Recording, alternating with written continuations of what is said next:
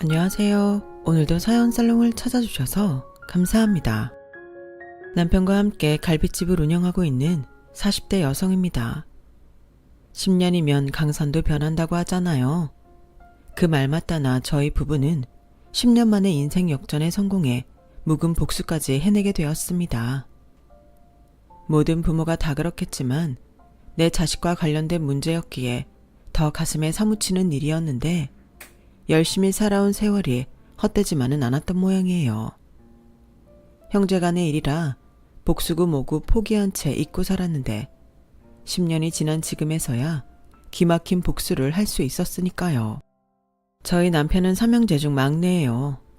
원래는 둘째였지만 남편이 어릴 때 막내 동생이 병으로 세상을 떠나면서 이남 중 막내가 되었어요.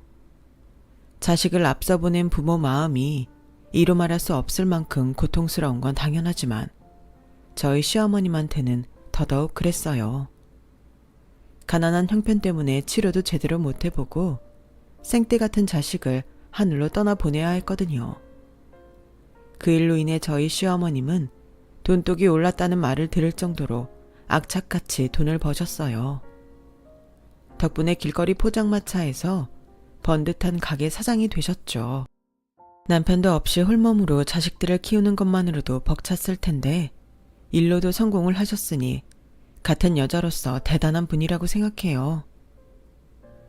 그땐 딴 거 생각할 겨를이 없었단다.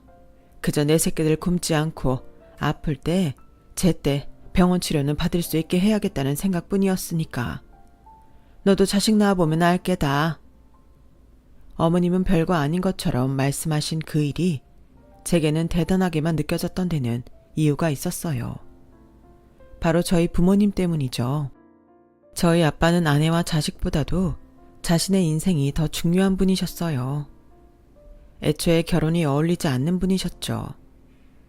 만삭의 아내의 건강보다는 당신 아침밥이 더 중요했고 자식이 40도 가깝게 열이 올라도 친구들과 낚시 다니는 게 더 중요한 분이었어요. 이럴 거면 결혼은 뭐하러 했어요? 당신 혼자 하고 싶은 거나 하면서 살지. 내가 하고 싶어서 한 결혼이 아니야. 부모님 성화에 못 이게 한 거지. 애초에 내가 말했잖아.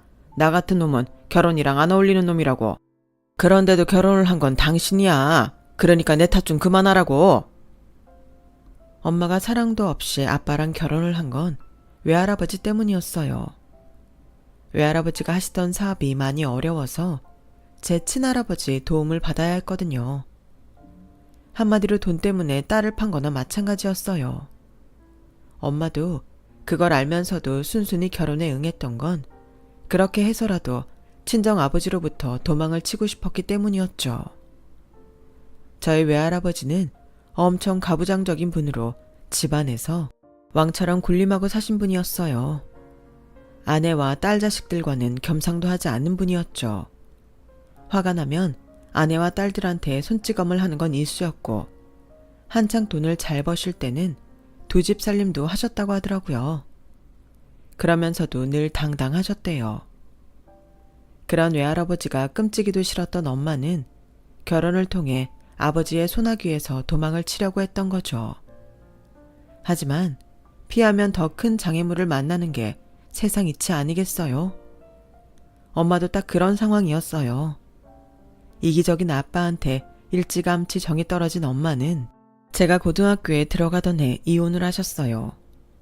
그 즈음 외할아버지께서 세상을 떠나셨거든요. 더는 엄마 인생에 관여할 사람이 없어졌으니 엄마도 엄마 인생을 찾겠다고 하신 결정이었죠. 아빠도 엄마도 이혼에 이의가 없었어요. 다만 두 분 사이에서 태어난 제 존재가 걸리적거릴 뿐이었죠. 두 분 중 누구도 저를 맡을 생각이 없었거든요. 애초에 이혼 얘기를 꺼낸 사람은 당신이잖아. 그럼 애도 당신이 책임져야 하는 거 아니야? 누구 때문에 이혼을 하는데? 당신 때문이잖아. 결혼 파탄의 원인 제공자가 책임지는 건 당연한 거 아니냐고. 지난 18년 동안 당신은 당신 마음대로 살았으니까 이제 나도 내 인생 살고 싶어. 그러니까 정화는 당신이 맡아서 키워. 제 방까지 뻔히 들리는 걸 알면서도 부모님은 서로 저를 맞지 않겠다고 말다툼을 벌이셨어요. 솔직히 눈물도 안 나더라고요. 어릴 때부터 화목한 가정은커녕 언제 깨질지 모를 살얼음판 같은 가정에서 자란 덕이었죠. 딱히 인식하고 산 건 아니었지만 내 부모님은 언제든 나를 버릴 수 있는 사람들이라고 생각해왔던 것 같아요. 누군가에겐 세상에서 가장 믿을 수 있는 사람이 부모일지 모르지만 저에게는 가장 믿을 수 없는 사람이 바로 부모였거든요. 저 혼자 살 수 있어요. 집이랑 학비만 대주시면 혼자 살게요. 결국 내 입으로 혼자 살겠다는 말을 하고서야 끝도 없이 이어질 것 같던 부모님의 말다툼은 끝이 났어요. 그리고 저는 고등학교 1학년 여름부터 혼자 살게 되었죠. 집과 생활비는 아빠가 대주시고 엄마는 종종 제 원룸에 들러서 제 보호자 역할을 해주시는 걸로 부모 역할을 하기로 했어요. 그리고 제가 고3이 되던 해 엄마는 재혼을 하셨어요. 엄마의 사남편한테는 저보다 어린 남매가 있다더군요. 널 데려가면 좋겠지만 그쪽 집안 어른들이 원치 않으셔. 대신 지금처럼 해왔던 것처럼 종종 찾아올게. 미안하다 정화야. 굳이 그럴 필요 없어. 나도 몇 달 뒤면 성인이잖아. 엄마 손이 필요한 나이는 지났지. 이젠 엄마도 엄마 인생 살아. 난 내 인생 살 테니까. 엄마 앞에서는 애써 의연한 척했지만 솔직히 가슴 한구석이 텅 비어버리는 느낌이었어요. 부모한테 기대를 안 하고 살려고는 했지만 상처를 받을 때마다 고통이 없는 건 아니었으니까요. 그 후로도 엄마는 종종 제 원룸에 찾아와 밑반찬도 챙겨주고 생필품도 사주셨지만 점점 발걸음이 뜸해졌어요. 아무래도 그쪽 집에 눈치가 보였겠죠. 대학생이 되고부터는 제가 일부러 엄마를 피했어요. 그러다 보니 엄마도 집에 찾아오기보다는 전화나 문자를 하는 경우가 더 많아졌죠.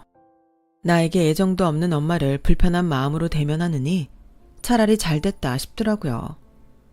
어차피 학비며 생활비는 아빠가 보내주고 계셨기 때문에 생활에 어려움은 없었어요. 하지만 마음속에는 늘 불안감이 도사리고 있었죠. 자식도 버리는 부모인데 언제고 학비며 생활비를 끊어도 이상하지 않을 것 같았거든요. 그래서 아르바이트를 시작했어요. 평일엔 과외를 하고 주말엔 고깃집 아르바이트를 했죠.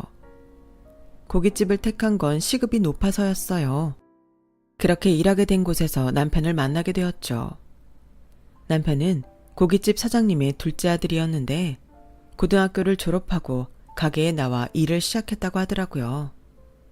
주방 참모님 말에 따르면 공부도 곧잘 했었대요. 작은 아들이 대학 안 가고 가게에 나와 일하겠다고 했을 때 사장이 노발대발이었어. 왜 아니겠어? 나래도 내 자식은 힘든 일 안 시키고 편히 살게 하고 싶지. 식당 일이라는 게 쉬운 게 아니거든. 그래서 처음엔 일 그만두게 하려고 엄청 빡세게 일을 시켰잖아. 제 풀에 꺾여 나가 떨어지라고. 지금이야 작은 사장이라고 대접해주지만 그땐 허드렛 일 전담이었어. 그 더운 삼복더위에도 숯 담당은 둘째 아들한테만 시켰다니까. 사장도 지독하지. 나 같으면 내 새끼 불쌍해서라도 그렇게는 못하지. 그런데도 힘들다는 소리 한 번 안 하고 끝까지 버티더라고. 그렇게 2년 정도 지나니까 사장도 더는 내보낼 생각을 안 하게 된 거지. 그런데 왜 작은 사장님은 굳이 힘든 가게 일을 하려고 했대요? 말로는 지 엄마 고생하는 거 보기 싫어서 가게에 나왔다는데 이유야 어찌됐건 똑똑한 거지. 내가 사장이라도 가게는 회사원인 큰아들보다는 자기 밑에서 일 배운 작은 아들한테 물려주고 싶지 않겠어? 이유야 어찌됐건 가게를 물려받는 건 작은 아들일 거라는 게 지배적인 생각이었어요. 저도 그렇게 생각했고요. 저와는 불과 몇 살 차이밖에 안 나는 작은 사장은 나이에 비해 어른스러웠어요. 말수도 적고 허튼 소리를 하는 법이 없었죠. 안 보는 척하면서도 가게 돌아가는 상황을 누구보다 잘 파악하고 있었고 필요한 순간엔 언제든 나타나 홀이고 주방이고 가릴 것 없이 일손을 돕곤 했어요. 사장 아들이면서도 남들이 하기 싫어하는 힘든 일을 도맡아야 하는 사람이었죠. 그러던 어느 날이었어요. 별관에서 홀 담당을 하는 아주머니가 제가 일하는 본관에 달려왔더라고요. 작은 사장 어딨어? 별관에 외국인 손님들이 왔는데 당체 말이 통해야지. 작은 사장이 없으니까 영어 할 줄 아는 사람도 없고 미치겠네. 작은 사장은 은행일 보러 나갔는데 어쩌나? 아, 정화야, 너 대학생이라고 그랬지? 네가 별관에 가서 외국인들 주문 좀 받아라. 대학생이라는 이유로 얼떨결에 별관으로 지원을 하러 가게 된 저는 외국인 손님들이 식사를 마치고 나갈 때까지 별관에 묶여 있었어요. 다시 본관으로 돌아왔을 땐 작은 사장이 은행에서 돌아온 뒤였죠. 내가 자리를 비우는 바람에 정화 씨가 고생했네요. 아니에요. 별거 아니었는데요, 뭐. 전공이 일문학과라고 들었는데 영어도 잘하나 봐요. 앞으로는 외국인 손님 오면 정화 씨한테 부탁해야겠어요. 이건 비밀인데 사실 난 기본적인 영어 회화밖에 안 돼서 대충 눈치로 때웠거든요. 그날 처음으로 작은 사장님과 긴 대화를 나누게 되었는데 무뚝뚝해 보이던 첫인상과는 달리 대화도 잘 통하고 사람이 진솔해 보이더라고요. 제가 학비랑 생활비를 벌면서 대학에 다닌다는 걸 알고부터는 주방 이모님께 부탁해서 밑반찬도 챙겨주고 남들 몰래 양념갈비도 팩에 포장해서 주곤 했어요. 손님이 많은 날에는 영양제랑 드링크제도 손수 챙겨주었고요. 그 바람에 말 옮기기 좋아하는 홀서빙 아주머니들은 우리 둘이 눈이 맞았다며 뒤에서 소곤거리기도 했죠. 고깃집 일은 힘들어도 일을 그만두지 않았던 건 높은 시급 때문이기도 했지만 작은 사장님 때문이기도 했어요. 어릴 때부터 혼자 살아서 그런가 누군가 나를 챙겨준다는 게 그렇게 의지가 되고 고마웠거든요. 게다가 아르바이트를 하느라 강의가 끝나면 쌩하니 강의실을 나오는 저로서는 딱히 학교 친구도 없어서 그나마 가장 많이 대화를 나누는 사람도 작은 사장님 뿐이었거든요. 딱히 이성으로 생각한 건 아니었지만 마음 편한 상대임에는 틀림없었어요. 그리고 그런 마음은 얼마 뒤 생각지 못한 순간에 행동으로 튀어나오고 말았죠. 그날은 강의가 없는 날이라서 늦잠을 자고 일어났는데 이상하게 오른쪽 아랫배 부분이 찌릿하더라고요. 생리통은 아니고 배탈이 난 것도 아닌데 말이죠. 그래서 침대에 누워 웅크리고 있었는데 시간이 지나면 나을 줄 알았던 통증이 점점 더 심해지는 거예요. 급기야 눈앞이 노래지면서 식은땀까지 나더라고요. 배를 쥐어짜는 것 같은 극심한 통증에 눈물이 핑 돌 정도였어요. 순간 이거 심상치 않다는 생각이 들더라고요. 그때 생각난 사람이 작은 사장님이었어요. 그래서 휴대폰에 저장된 작은 사장님 번호로 전화를 했죠. 그땐 너무 아파서 제정신이 아니었는지 다짜고짜 죽을 것 같다고 와달라고 했는데 10분쯤 지났을까? 누군가 현관문을 두드리더라고요. 바닥을 기어서 겨우 문을 열어주곤 그대로 기절을 해버렸어요. 눈을 떴을 땐 병원 병실이더라고요. 제 침상 옆에는 아무도 없어서 어떻게 된 일인지 물어볼 수도 없었죠. 그런데 잠시 뒤 병실 문을 열고 작은 사장님이 들어오는 거예요. 일어났어요. 맹장 수술은 잘 됐어요. 일단 가스가 나오기 전까지는 금식해야 된대요. 맹장 수술이요? 근데 수술 동의서에 사인은 누가 했어요? 저희 부모님이 오셨나요? 아니요, 내가 했어요. 급한 수술이라서 기다릴 수가 없었거든요. 아, 네, 고맙습니다. 괜히 저 때문에 죄송해요. 그땐 생각나는 사람이 작은 사장님밖에 없어서 바쁘실 텐데 그만 가세요. 환자를 두고 어떻게 가요? 아직 움직이면 안 되는데. 엄마한테 전화하면 돼요. 제 말에 작은 사장님은 난처한 표정을 지었어요. 그리고는 그럴 필요 없어요. 내가 있을게요. 나도 이럴 때 핑계 삼아 좀 쉬어보는 거죠. 내가 있는 게 불편하면 난 나가 있을게요. 그땐 작은 사장님이 굳이 병상을 왜 지키겠다고 고집을 부리는지 몰랐어요. 물론 제가 작은 사장님한테 전화를 걸긴 했지만 수술도 끝난 마당에 제 옆을 더 지켜줄 이유는 없었으니까요. 그런데 제 휴대폰 통화 내역을 보고는 대충 상황을 짐작할 수 있겠더라고요. 제가 수술을 받고 있던 사이 제 휴대폰으로 엄마랑 아빠한테 전화를 걸었더라고요. 통화 시간이 2분, 3분 정도 찍혀 있는 걸로 봐서는 작은 사장님이 제 수술 사실을 전했던 것 같았어요. 그런데도 몇 시간이 지나도록 부모님 중 누구 하나 얼굴을 비추지 않는 걸로 봐서는 올 생각이 없는 게 뻔했죠. 작은 사장님은 제가 상처받을까봐 자기가 병상을 지키겠다고 고집을 부렸던 거고요. 순간 작은 사장님한테 전화를 하길 잘했다는 생각이 들었어요. 부모님한테 했었더라면 저는 수술대에 올라와 보지도 못하고 아직도 좁은 런룸에서 쓰러져 있을지도 모를 판이니까요. 병원에 입원해 있던 3일 동안 작은 사장님은 매일 병실에 찾아와 주었어요. 수납 처리도 대신해 주었고요. 제가 돈을 드리겠다고 했더니 알바비에서 까면 된다면서 끝까지 받지 않더라고요. 아마도 제가 고학생이라서 돈이 없을 거라고 생각하는 것 같았어요. 사실 아빠한테 매달 들어오는 생활비를 모아둔 것도 있어서 수술비 정도는 낼 수 있었는데 말이죠. 병원에서 퇴원한 이후에도 작은 사장님은 저를 많이 챙겨주었어요. 그 바람에 가게에서는 작은 사장님과 제가 사귄다는 소문이 돌기 시작했죠.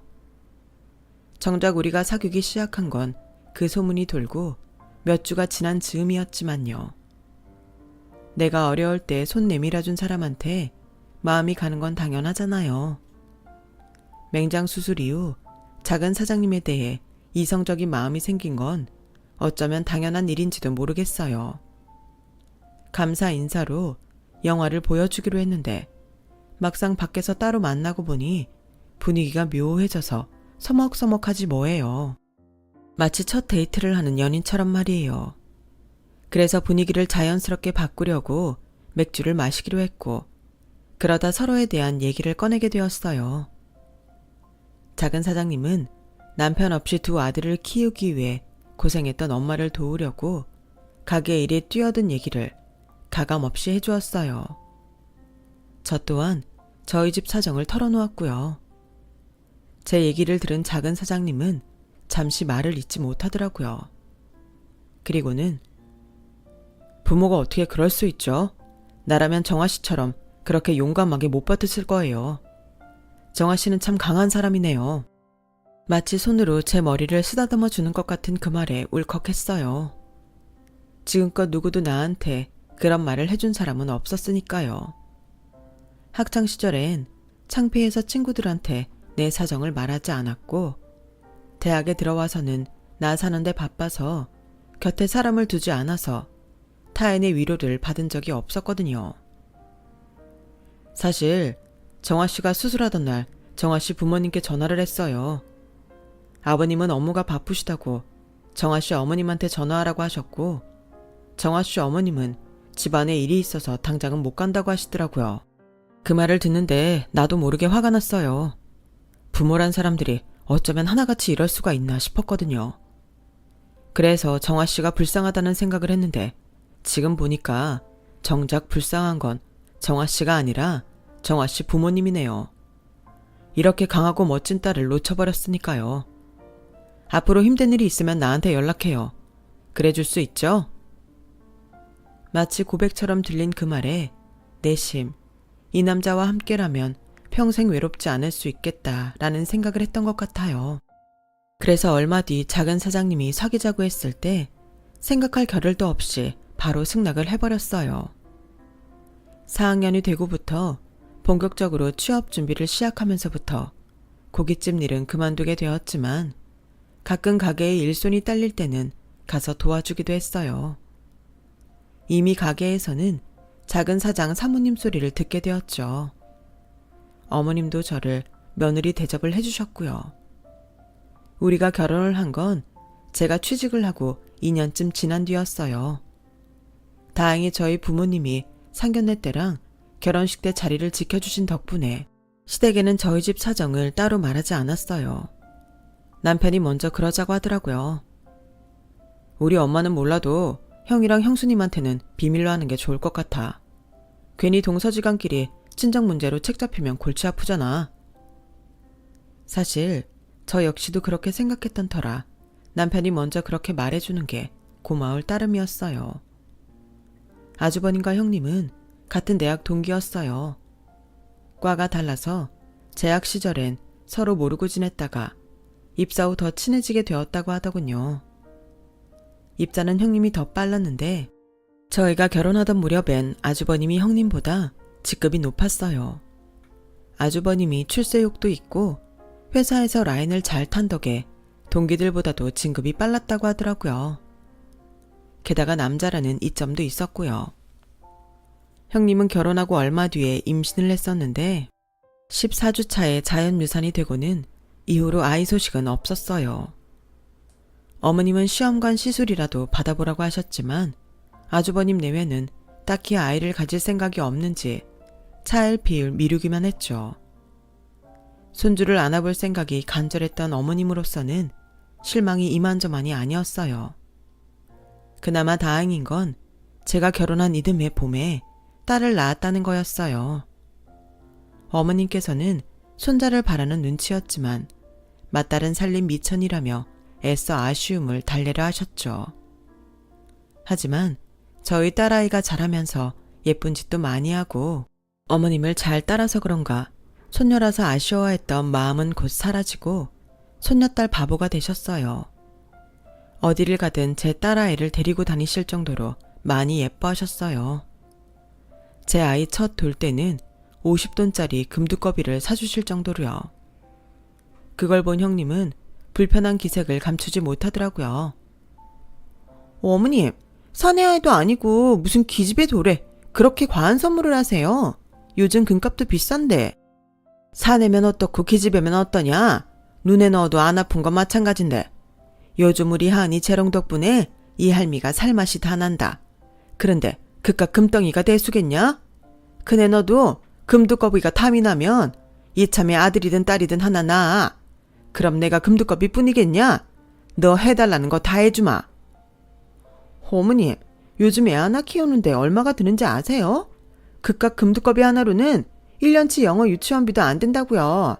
아파트나 한 채 사주시면 몰라도. 그래? 애들 유치원비가 그리 비싸드냐? 우리 애들은 어릴 때 하도 가난하게 자란 탓에 유치원에 다닌 적이 없어서 내가 뭘 몰랐구나. 그럼 우리 하은이 애미도 아파트 한 채 사주련? 그래야 돈 걱정 없이 애 공부시킬 거 아니냐? 생각지도 못한 어머님 말씀에 저보다도 형님이 더 놀라는 눈치였어요. 괜히 아파트 얘기를 꺼냈다가 저만 좋은 일 시킨 판이니까요. 어머님, 무슨 아파트씩이나 사줘요? 맏아들인 우리도 아직 전세 사는 판에. 안 그래 동서?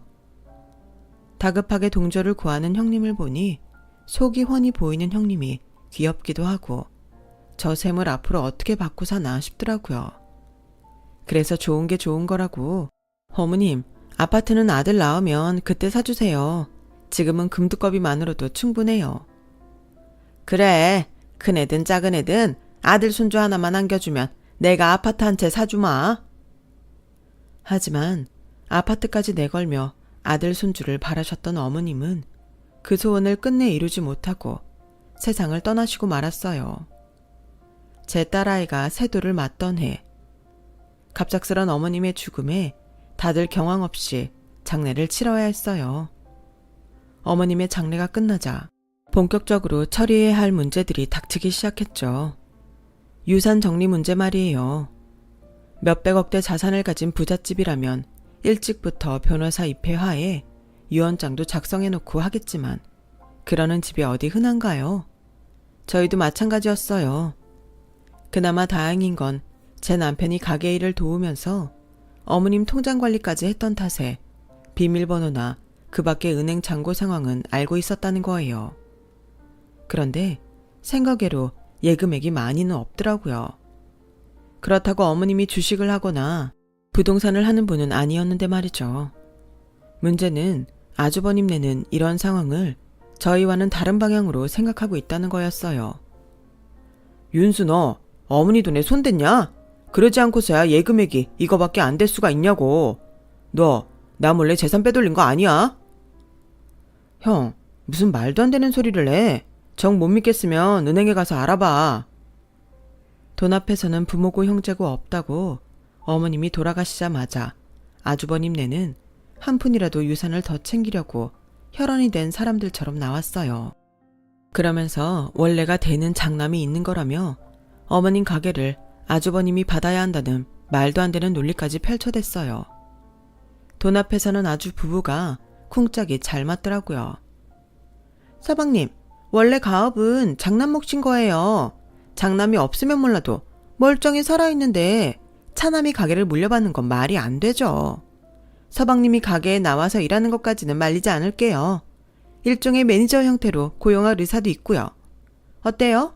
하시겠어요? 어머 형님, 그건 말이 안 되죠. 지금까지 어머님 밑에서 가게 일 배운 건 이이예요. 당장 아주버님이 가게를 맡는다고 해도 가게 돌아가는 사정도 모르시잖아요. 정육 파트며 냉면 파트, 주방 밑반찬까지 어떻게 관리하시려고요? 그리고 유언장도 없는 마당에 장남이 가게를 물려받아야 한다는 주장은 말이 안 되는 거예요. 차라리 가게는 저희가 관리하고 수익의 일정 퍼센트를 아주버님께 드리는 방식은 어때요? 당장 아주버님이랑 형님이 회사를 그만두고 가게 일을 하실 수는 없으니까요. 재수씨, 이제 보니 돈 욕심이 과하시네. 가게야 사람 부리면 돌아가는 거 뭐 할 일이 있다고 내가 가게를 홀라당 넘기고 푼돈 받아 쓴답니까? 됐습니다. 법적 소송을 해서라도 난 어머님 가게 받아야겠으니까 그렇게 아세요. 결국 아주버님 내랑은 제대로 합의가 되지 않았어요. 그런데 그 와중에 저희 딸한테 문제가 생긴 거예요. 애가 숨소리도 이상하고 입술이나 손톱 밑도 보랏빛을 띠는 데다 밥을 잘 못 먹고 그러니 체중도 잘 늘지 않더라고요. 어머님 장례식 치르느라 제대로 못 챙겨줘서 그런가 싶어 병원에 데려갔더니 세상에 아이 심장에 문제가 있다는 거예요. 당장 입원 치료를 해야 한다고 해서 부랴부랴 회사에 휴가를 내고 애 입원부터 시켰어요. 선천적 심장병이라서 가족력이 의심된다는 말에 남편은 일찍 세상을 떠난 막내 동생을 떠올렸어요. 병원 치료를 받았던 게 아니라서 정확한 병명은 몰랐지만 증상이 저희 딸과 비슷했던 것 같다고 하더라고요. 마른 하늘에 날벼락 같은 상황에 저희 부부는 병원에 붙어 있느라 온전히 생활을 할 수가 없었어요. 수술이 불가피하다는 말에 수술비 마련부터 애 병간호까지 매일 눈을 뜨면 지금까지 해보지 않은 일을 맞닥뜨리며 싸워 나가야 했어요. 그런 와중에 아주버님 내외는 가게를 뺏기 위해 머리를 굴리고 있었더라고요. 딸아이 입원이 길어질수록 더는 회사에 휴가를 낼 수도 없어서 저는 결국 회사를 그만두게 되었어요. 거기다 병원비에 수술비까지 정신없이 청구서가 날아드는 통에 그나마 모아두었던 예금이며 적금은 금세 바닥이 나고 말았어요. 남편은 남편대로 가게 일을 하면서 틈틈이 병원에 들러 저와 교대를 해주거나 저 대신 집안 살림을 했어요. 하루아침에 우리 부부의 일상은 엉망이 되어버렸죠. 하지만 딸아이만 낳을 수 있다면 뭐든 견딜 수 있을 것 같았어요. 그러던 어느 날이었죠. 아주버님 내외가 병원으로 찾아왔더라고요. 저희 아이가 입원을 하고 수술을 받는 동안 한 번도 찾아온 적이 없던 인간들이 병원까지 왔길래 무슨 바람이 불었나 했죠. 아주버님은 남편과 제 앞에 문서 한 장을 들이밀더군요. 유산 포기각서였어요. 어머님 가게에 대한 권리를 포기한다면 1억 5천만 원을 지급하겠다고 하더라고요. 가게 매출은 차치하더라도 가게 규모만 생각해도 말도 안 되는 금액이었죠. 가게를 넘기고 받을 수 있는 권리금만 해도 수억은 될 테니까요. 하지만 상대적으로 돈이 급한 저희 사정을 봐줘가며 형님 내가 권리금 받고 가게를 넘길 일은 없었어요. 어떻게든 적은 돈으로 저희를 떨궈내고 나중에 온전히 가게를 팔든 운영을 하든 하려고 들겠죠. 한마디로 제 딸아이 목숨을 담보로 어머님 유산을 더 많이 차지하겠다는 속셈이었어요. 그 검은 속을 뻔히 알면서도 당장 은행 대출금에 병원비, 그 밖의 지출들을 감당할 돈이 급했던 우리 부부는 마음이 흔들릴 수밖에 없었어요. 무엇보다 그 돈이면 우리의 치료는 제대로 시킬 수 있을 것 같았으니까요. 자식 목숨이 달린 문제라 이성적인 판단이 되지 않는 것도 한몫했다면 했겠네요. 서방님이 원한다면 앞으로 가게 일은 하게 해드릴게요. 애 병원비 대려면 돈 벌어야 하잖아요. 동서도 일 그만두고 병원에 붙어있는데 서방님까지 일 그만두면 되겠어요? 가게를 당장 팔 수도 없고 어찌됐든 한동안 운영을 해야 하니까 우리도 사람이 필요하긴 하고요. 그리고 1억 5천이면 적은 돈 아니에요. 우리 이 돈 만드는 거 쉽지 않았어요. 우리도 할 만큼 하는 거라는 건 알아줬으면 좋겠네요. 그러니까 이쯤에서 합의하고 끝내주세요. 일단 애는 살리고 봐야 하잖아요. 앞으로 병원비며 수술비가 한두 푼 들어가겠냐고요. 돈 욕심에 자식 목숨 위협하는 부모가 돼야겠어요? 결국 애는 살리고 보자는 생각에 저희 부부는 유산 포기각서에 사인을 했어요. 그런데 이때까지만 해도 가게에 대한 권리만 포기한 줄 알았지 어머님 집과 현금에 대한 권리까지 포기하는 건지는 몰랐어요. 애 상태가 좋지 않았던 탓에 그런 걸 하나하나 따질 정신이 아니었거든요. 아주버님 내외는 그걸 노리고 기회를 봐서 병원에 찾아왔던 거지만요. 결국 우리 부부는 눈뜨고 코 베이는 심정으로 어머님 유산을 아주버님 내외한테 뺏기고 가게를 나오게 되었어요. 다행히 딸아이의 2차례 큰 수술도 잘 됐고 상태도 많이 좋아져서 퇴원을 하게 되었어요. 하지만 언제 다시 재발이 될지 모르는 상황이라서 저는 구직을 포기하고 육아와 살림을 맡아 하게 되었어요. 이렇게 안정을 찾기까지 근 2년이란 시간이 흐르는 동안 남편은 남편대로 아주버님 소유의 가게에서 착취에 가까운 노동을 하고 있었어요. 식당 운영에 대해 아무것도 모르는 아주버님 내외는 주방과 홀에서 일하는 직원들은 줄이고 이익만 추구했기 때문에 기존에 일하던 직원들이 대부분 가게를 떠나게 되었거든요. 새로 들어온 직원들도 얼마 버티지 못하고 나가는 통에 남편은 숲 피우는 일부터 주방 설거지, 홀 서빙에 식재료 구매까지 일당 100노릇을 해야 했어요. 거기다 매번 새로운 직원들한테 일까지 가르치느라 남편만 죽어나갔죠. 결국 참다 못한 남편은 가게를 그만둘 결심을 하게 되었어요. 차라리 내 가게를 차리는 게 낫겠다 싶었거든요. 하지만 가지고 있던 돈에 은행 대출까지 받았지만 가게를 차리기에는 턱없이 부족했어요. 아주버님 내외한테 부탁을 해볼까도 생각했지만 그 사람들이 빌려줄 리가 없었죠. 어머님 유산도 자기들이 강도처럼 다 뺏어간 인간들이 어련하겠어요. 그런데 사람이 죽으란 법은 없는지 남편 외삼촌한테 연락이 온 거예요. 어머님이 외삼촌과 함께 시골에 땅을 사둔 게 있는데 저희 딸이 자라면 대학 등록금으로 줄 거라고 하셨던 모양이에요. 처음에 땅을 살 때는 적어도 한 10년 묵혀야 할 줄 알았는데 지역 개발이 되면서 몇 년 사이 땅값이 확 올라서 지금 안 팔면 손해를 볼 것 같아 팔려고 하신다고 하더라고요. 일단은 저희 의향도 물어야 해서 전화했다고요. 네 형한테는 말 안 했다. 나중에서야 그놈 자식들이 니들 부부한테서 네 엄마 가게까지 다 뺏고 집까지 해먹었다는 소리를 듣고 억장이 무너지더라. 진작 알았다면 손해를 보더라도 땅 팔아서 니들한테 줬을 텐데. 그러게 진작 나한테 애 수술비 필요하다는 소리를 했으면 마음고생도 안 하고 가게는 안 뺏겼을 거 아냐. 에이그 미련한 놈아. 하긴 네 형이 그땐 또 그때대로 어떻게든 뺏었겠지. 네 형이 어려서부터 욕심이 목구멍 밑까지 찼던 놈이잖냐. 썩을 놈 같으니라고. 다 지난 일인걸요 뭐. 그나저나 안 그래도 예금액이 생각보다 너무 적어서 이상하다 했는데 그럼 그동안 엄마가 부동산에 투자를 하셨던 거예요? 도대체 땅을 얼마나 사두셨는데요? 그건 아니고 너도 알다시피 네 동생 그렇게 보내고 네 엄마가 좀 힘들었냐? 돈이 없어서 생떼 같은 자식 먼저 보낸 게 그리 서러웠는지 네 동생처럼 심장병 앓는 애들 앞으로 매달 병원에 후원금을 보내고 있었다. 돈 없어서 죽는 애들은 만들고 싶지 않다고 개처럼 지독하게 벌어서 정승처럼 쓰고 간 양반이다, 네 엄마가. 암튼 이 땅은 네 엄마가 니들 내외 앞으로 해준 것도 아니고 니들 딸내미 앞으로 준 거니까 네가 유산 포기각서를 썼든 안 썼든 법적으로 문제가 될 거 없지. 안 그러냐? 땅 파는 대로 돈 보내줄 테니까 그렇게 알아라. 어머님이 그동안 번 현금을 어디에 쓰셨는지 몰랐는데 소아 심장병을 앓는 아이들을 위해 쓰셨다는 얘기를 들으니 어머님 덕분에 우리 딸이 살아난 게 아닌가 하는 생각이 들더라고요.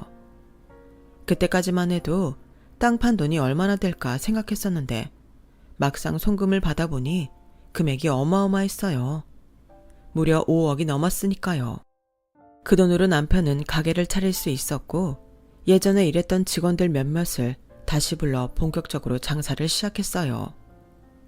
유명 체인점도 아니고 그렇다고 남다른 메뉴를 파는 집도 아니라서 오픈 초부터 대박을 기대하기는 힘들었지만 그래도 노력하는 자는 하늘이 돕는지 반년쯤 넘어서자 매출도 기대 이상으로 올랐고 3년도 안 돼서 예전 어머님 가게처럼 매출이 나오기 시작했어요.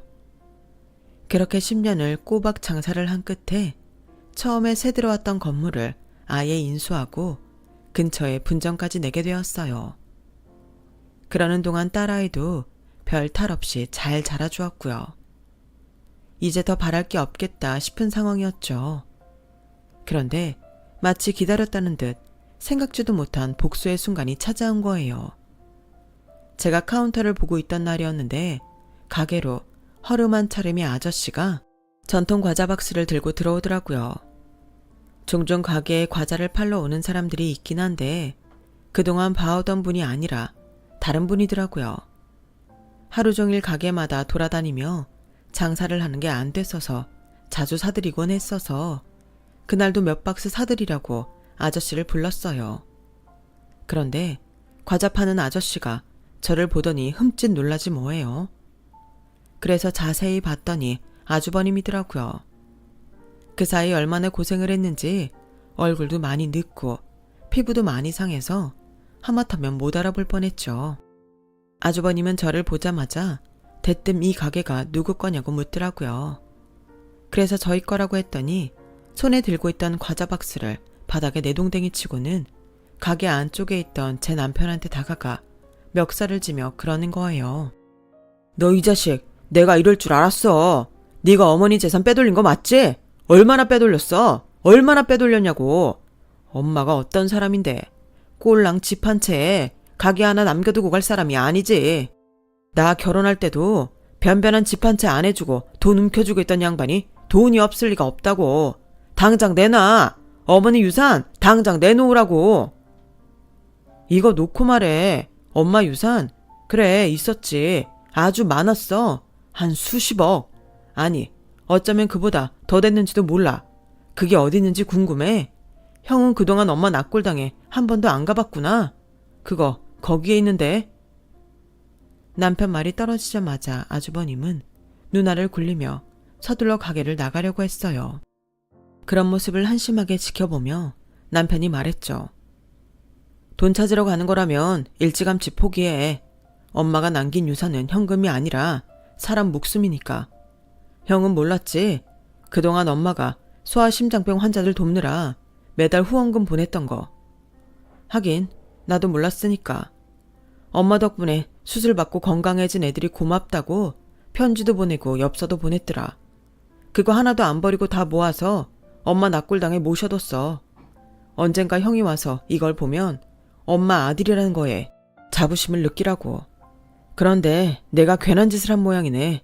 형은 애초에 글러먹은 인간인데 그걸 깜빡했어. 뭐 이 자식아? 너 그게 형한테 할 소리야? 형? 지금 형이라고 했어? 조카 목숨을 담보로 엄마 유산 가로챌 생각이나 하는 인간이 형? 야, 지나가는 개새끼가 웃겠다. 난 너 같은 형 둔 적 없어. 그러니까 형 대접 받고 싶으면 네가 하룻밤에 수천씩 뿌린 룸사롱에 가든지 집이고 가게고 다 날려먹은 도박판에 가서 찾아. 술에 여자에 노름에 아주 삼박자를 다 맞춰서 재산을 탕진했더라. 아주 꼴 좋다 꼴 좋아. 아주 10년 묵은 채증이 다 내려가는 기분이다. 예정을 생각해서 내가 과자는 몇 박스 팔아줄 테니까 앞으론 내 가게 앞에 얼씬도 하지 마. 돈 주고 갈비 사 먹으러 올 거 아니면 말이야. 남편은 아주버님 손에 10,000원짜리 몇 장을 쥐어주고 가게에서 내쫓았어요. 황금알을 낳는 거위 같았던 어머님 가게를 맡고 나서 돈맛을 본 아주버님과 형님은 다니던 회사도 관두고 돈 쓰는 재미로 살았다더라고요. 가게 돌아가는 사정을 잘 모르니 직원이 재료비를 뒤에서 해먹는 것도 모르고 질 떨어지는 고기와 식재료에 아마추어 같은 서빙으로 가게는 제 남편이 나온 지 1년도 안 돼 매출이 반에 반토막이 났고, 그런데도 정신을 못 차리고 여자의 도박에 술에 빠져 허우적대다가 집이며 가게까지 다 날려먹고 형님이랑 이혼까지 했던 거죠. 형님도 형님대로 수중에 돈이 생기니까 명품 쇼핑에 성형 중독까지 인생을 망치기에 바빴고요. 결국 지난 10년은 형제에게 있어 확연히 다른 결과를 만들어 주었어요. 피나는 노력으로 가게를 일궈 나갔던 우리 부부에게는 결실의 시간이었고, 스스로 인생을 망가뜨렸던 아주버님 내외에게는 파멸의 시간이 되었으니까요.